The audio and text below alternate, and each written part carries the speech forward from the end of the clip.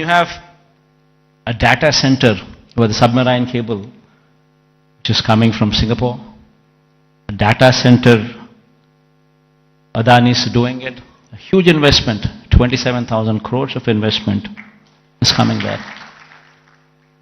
And since it's a private investment, and Adani is doing it, the works of the land from our side, everything that needs to be done is already done. They've already started the work, the plans are submitted. Next 5-6 years, in a staggered way, in a phased manner, they would actually ensure that this project also comes up.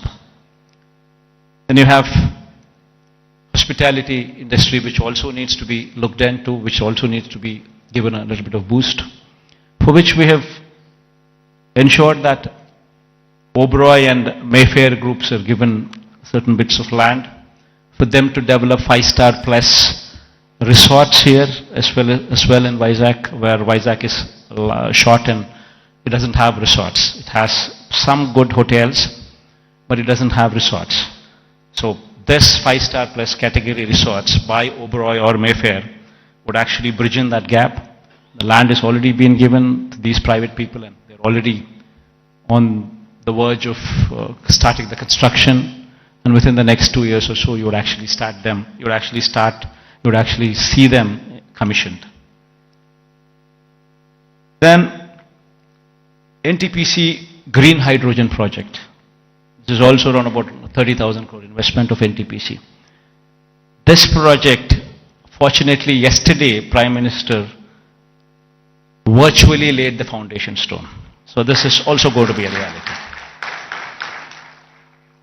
So all these that I just spoke about, they're not things that cannot be achieved. All these things can be realizable. Within the next 10 years, in a staggered manner, we would see all these things coming up. Because all these things that I spoke about are not big. Something which is unimaginable. No, not so. All these things are realizable because they're not something, they do not post those numbers which would actually say they are not realizable. And there is of course one aspiration what I'm trying to negotiate with the Prime Minister also. This thing goes well, we would have this as well. A high-speed rail corridor from Hyderabad passing through Vijayawada, then Vijayawada to Bangalore passing through Kurnool and Kadapa. But this is an aspiration. If it happens, it happens. Even if it doesn't happen, 10 years is a big enough span for us to pursue that it happens. Even though this is an aspiration currently with us, the rest of the stuff that I spoke about are all realizable.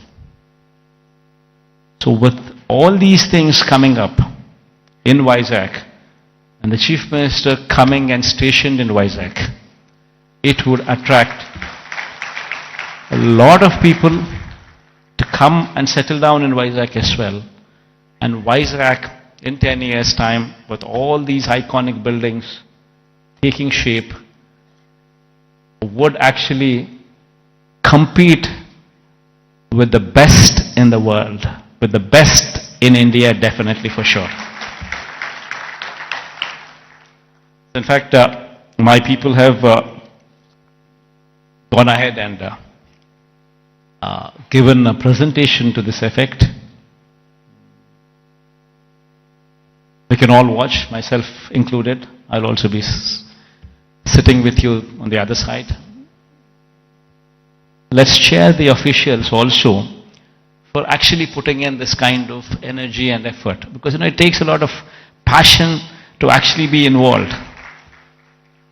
What needs to be done for Vizag, how do we do it, and it takes a lot of passion. And, in fact, when I was asked to come here, I said, fine. Because looking at their passion, I wanted to encourage them as well.